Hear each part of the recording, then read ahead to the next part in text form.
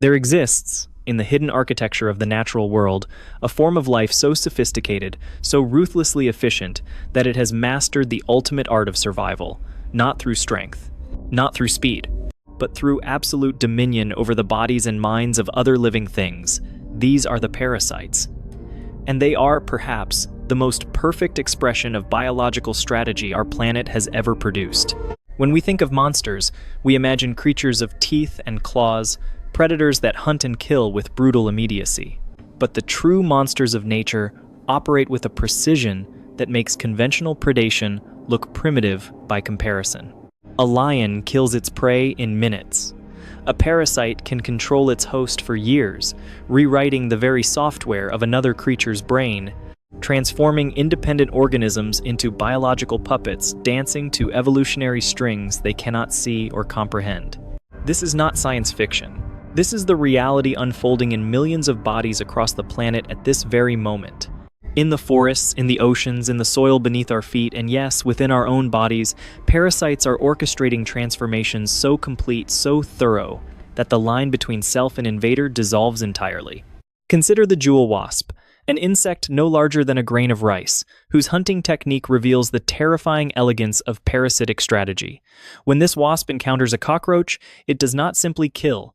Instead, it delivers two precise stings.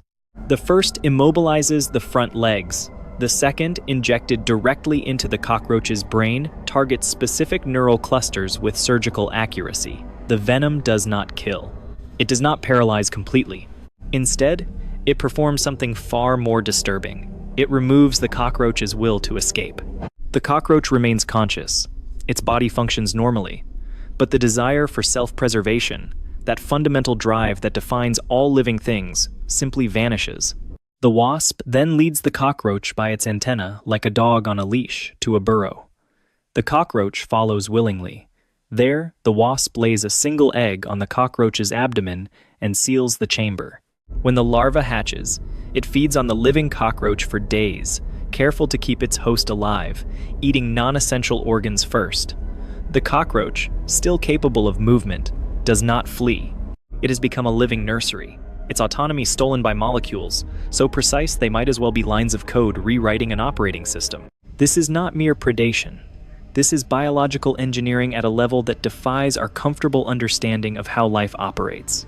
But the jewel wasp is merely an introduction to a world where such strategies have been refined over hundreds of millions of years. Parasites have evolved mechanisms so sophisticated that they challenge our very definitions of individuality and free will. They do not simply inhabit their hosts. They fundamentally alter them, creating new organisms that serve parasitic ends while appearing on the surface to continue their normal lives. Take Toxoplasma gondii, a single-celled parasite whose life cycle reveals the staggering complexity of parasitic manipulation. This organism can only reproduce sexually inside the intestines of cats. But to reach a cat, it must first pass through intermediate hosts, typically rodents. Here is where the true genius emerges. When Toxoplasma infects a rat or mouse, it migrates to the brain. There, it forms cysts in the amygdala, the region governing fear and threat assessment. And then, with chemical precision, it rewires the rodent's perception of danger. Infected rats lose their innate fear of cat urine. In fact, they become attracted to it. They seek out the scent of their natural predator, wandering into territories they would normally flee. The result is inevitable. The cat catches the infected rodent with unusual ease. The rodent dies. The parasite completes its life cycle, reproducing in the cat's gut, spreading through feces, waiting for the next rodent to consume contaminated soil or water. The rat believed it was making choices. It felt desire, curiosity, perhaps even pleasure as it approached the scent of its death. But those feelings were not its own. They were installed, like software updates, by an organism thousands of times smaller than the brain it conquered. And here is where the story turns toward us. Toxoplasma gondii infects an estimated 1/3 of the human population. Most carry it unknowingly. For most, it remains dormant, causing no obvious symptoms. But research has begun to uncover correlations that are, at minimum, unsettling. Infected humans show subtle behavioral changes, increased risk-taking, altered reaction times. Some studies suggest correlations with certain psychiatric conditions, though causation remains debated. The parasite that makes rats love cats may be whispering suggestions into human minds as well. Its influence so subtle, we mistake it for personality, for choice, for the self. This raises a question that cuts to the core of what we believe about consciousness and autonomy. How much of what we call our personality is truly ours? How many of our impulses, our preferences, our fears and attractions might be the echoes of parasitic influence accumulated over evolutionary time? Parasites have mastered not only behavioral manipulation, but biological invisibility. The immune system, that sophisticated defense network evolved over millions of years to detect and destroy invaders, is rendered blind by parasitic countermeasures of staggering ingenuity. Schistosomes, blood flukes that infect over 200 million people worldwide, coat themselves in molecules stolen from their host's own cells. To the immune system, the parasite appears as self. It moves through the bloodstream undetected, a wolf in sheep's clothing at the molecular level, feeding on blood and tissue while the body's defenses ignore its presence. Other parasites go further. They actively suppress immune responses, releasing chemicals that dampen inflammation and prevent immune cells from activating. In essence, they pharmacologically sedate the very systems designed to kill them. The host becomes a complicit participant in its own exploitation. Its defenses turn down or off entirely, while the parasite establishes permanent residence. Some parasites have evolved life cycles so complex they seem almost impossible, involving multiple hosts, multiple body forms, and transformations that require crossing between species. The lancet liver fluke begins its life in a snail, then transfers to an ant. Once inside the ant, it migrates to the brain and alters the insect's behavior. Infected ants climb grass blades at dusk and clamp their jaws down, waiting through the night in a position that makes them easy targets for grazing sheep or cattle. When eaten, the fluke completes its journey to the liver of the mammalian host, where it reproduces. The ant was merely a vehicle, its entire existence hijacked to facilitate a journey the parasite could not make alone. This is precision engineering across species boundaries, a chain of manipulation so intricate that each link must function perfectly or the entire cycle collapses. And yet, these cycles persist, have persisted for eons, because they work with brutal efficiency. Perhaps most disturbing are the parasites that transform their hosts into extensions of themselves, creating what biologists call extended phenotypes. The hairworm, which infects grasshoppers and crickets, grows inside its host for months, absorbing nutrients until it fills the insect's body cavity. Then, when the worm reaches maturity, it needs water to reproduce. But grasshoppers avoid water, so the worm releases chemicals that fundamentally alter the insect's brain.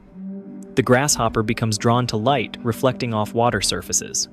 It approaches, and then, against every survival instinct, it jumps in and drowns. The worm bursts free from the corpse, swimming away to mate, leaving behind the empty shell of an insect that died following desires that were never its own. The grasshopper's suicide was not despair. It was programming. These are not isolated examples. Parasitism is one of the most successful evolutionary strategies on Earth. By some estimates, parasites outnumber free-living species. They exist in every ecosystem, infecting every type of organism, from bacteria to blue whales. They shape food webs, control population dynamics, and drive evolutionary arms races that have produced some of the most complex adaptations in nature. When we look at ecosystems, we see predators and prey, herbivores and plants, a visible dance of consumption and growth. But beneath that surface, parasites form invisible networks of control, influencing who lives, who dies, who reproduces, and who becomes a vessel for something else's survival. They are the hidden architects of biodiversity, the unseen hands shaping evolution from the inside out. In the ocean, parasites alter fish behavior to make them easier targets for predators. On land, they influence migration patterns, breeding success, and competitive dynamics between species. Remove parasites from an ecosystem, and the entire structure can collapse or transform beyond recognition. They are not peripheral. They are fundamental, woven into the very fabric of life, with threads we are only beginning to see. And they challenge our most cherished assumptions about biological individuality. We think of ourselves as discrete organisms, bounded by skin, unified by a single genome. But that is an illusion. Every complex organism is a community, a colony of trillions of cells, each with its own genetic material. We are ecosystems, and parasites are simply members of that ecosystem who have learned to exploit it without providing anything in return.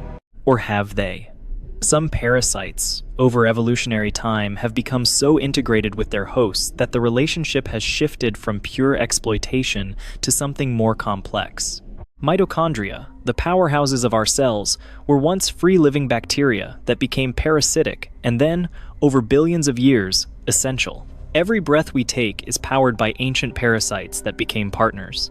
The line between parasite and symbiont is not fixed, it is a spectrum, and organisms move along it as evolutionary time unfolds. But the parasites we are discussing have not made that transition. They remain exploiters, their evolutionary fitness maximized by keeping their hosts alive but compromised, functional but controlled. They are not partners, they are masters.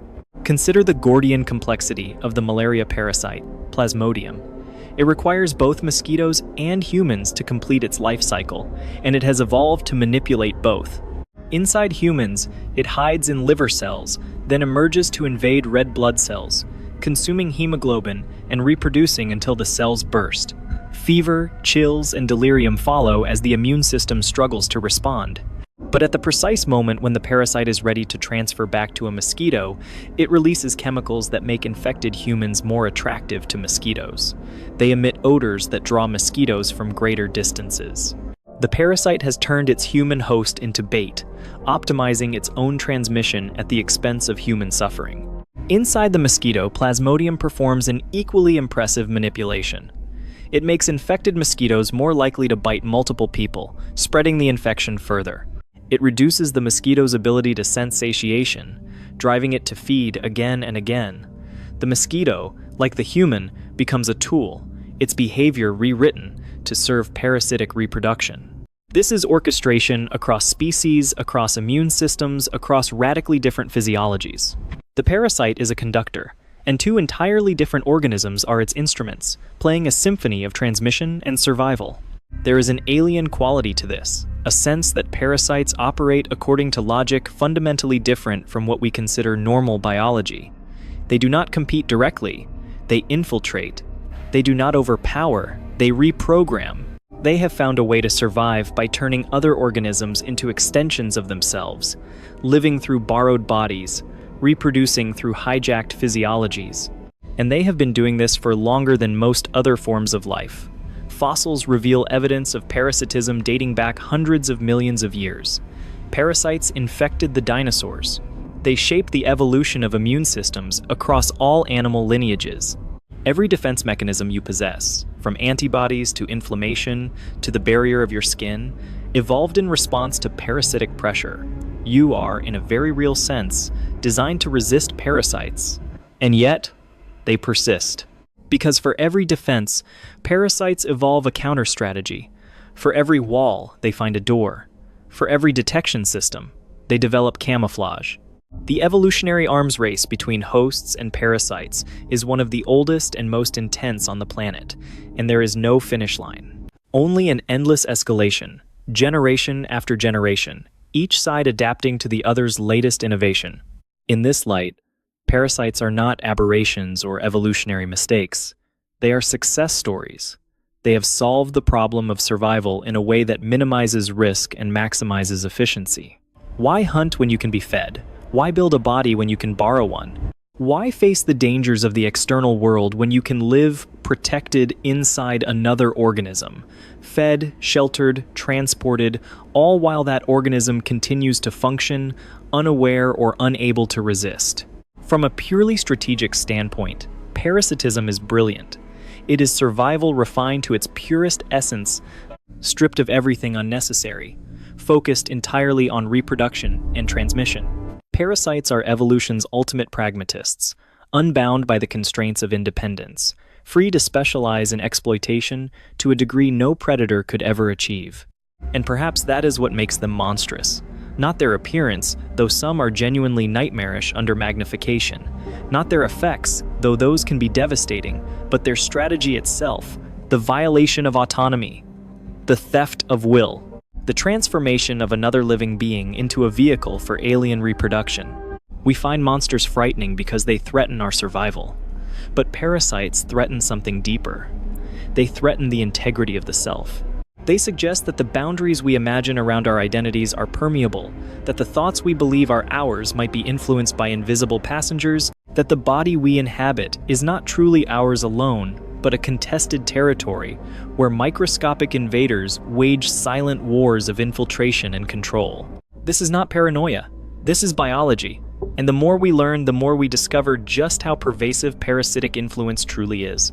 Recent research suggests that the microbiome, the community of bacteria living in our guts, influences mood, cognition, and behavior through chemical signals sent to the brain. While not parasites in the traditional sense, these organisms nonetheless demonstrate that our psychology is not entirely our own, that invisible life forms within us shape who we are in ways we cannot consciously perceive. If bacteria in the gut can influence decisions and emotions, what else might be shaping our thoughts? What other passengers, parasitic or otherwise, are broadcasting signals into the neural networks we call minds? The truth is, we do not know. The science of parasitic behavioral manipulation is still young, and most research has focused on animals because the ethical implications of studying such effects in humans are staggering. But the evidence we do have suggests that parasites have been influencing host behavior for millions of years, that this is not an anomaly but a fundamental feature of parasitic biology. And if that is true, then the story of life on Earth is not just about competition and cooperation, predation and symbiosis. It is also about control, about organisms that have evolved to master other organisms from within, to turn independence into servitude, to make free will itself a tool in the parasitic toolkit. This is why parasites are perfect monsters.